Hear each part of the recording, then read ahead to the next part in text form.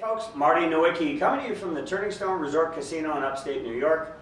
Today's video is how do I stand to the ball? I've got two different length clubs. What are some things that I can do so I make sure that I'm standing in the right place?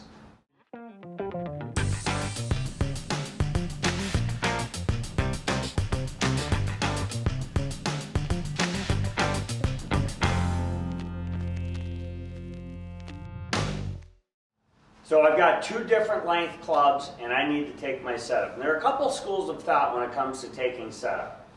I could flex my kneecap over the front part of my shoelaces.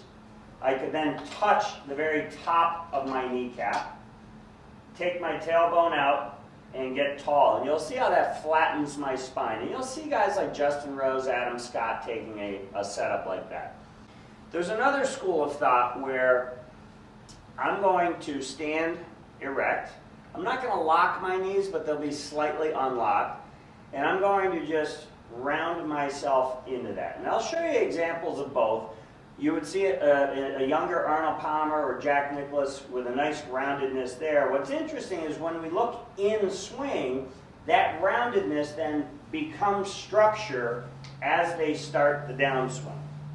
In either case, when it comes to taking your setup, if I was going the Adam Scott route, then what I would do is hold the golf club out, connect the left armpit to my body. Note that that doesn't mean my elbow.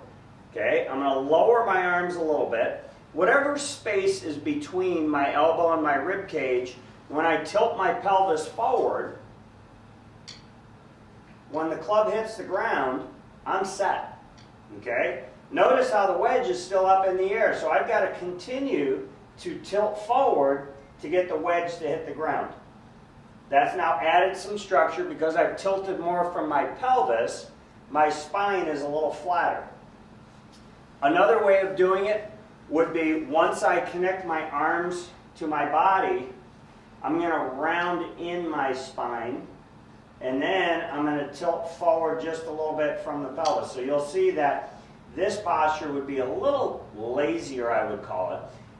Why some people would want to do that is because now it allows me to get dynamic in my downswing.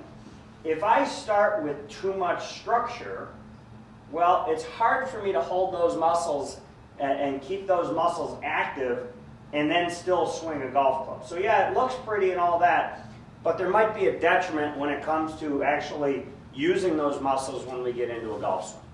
So with the structured model, once I determine the space between my elbow and my rib cage, when my spine tilts forward, I just want to make sure that that distance is not changing once I tilt my spine forward. Once the club hits the ground, that's where I know that where the ball should be. If the ball is somewhere else, then you've got to move the machine to where that ball is. In the other case, my arms are going to be a little more relaxed. My elbow might be a hair closer to my body. I'm going to round out and then I'll have a slight tilt forward. So one will feel a little more erect, maybe even a little rounded around the shoulders. One is going to feel very structured. My hand will be just slightly further away from me due to this measurement right here, elbow to rib cage. A little side note that if I'm chipping a golf ball, I like to see my players much closer to the ball for a standard chip shot. Hands are going to be slightly pressed forward.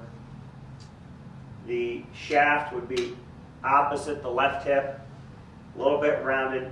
Air being too close to the ball, and this makes it real simple to hit pure little chip shots.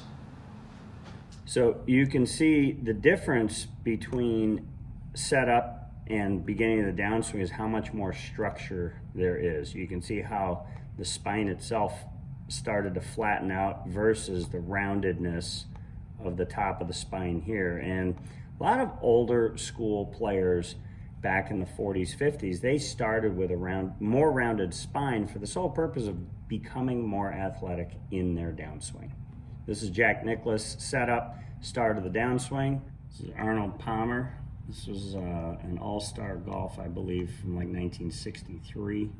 So you can see how the difference in the flex of his knees changed, the difference in how structured his spine became. So he went from very little knee flex here to quite a bit of knee flex during transition.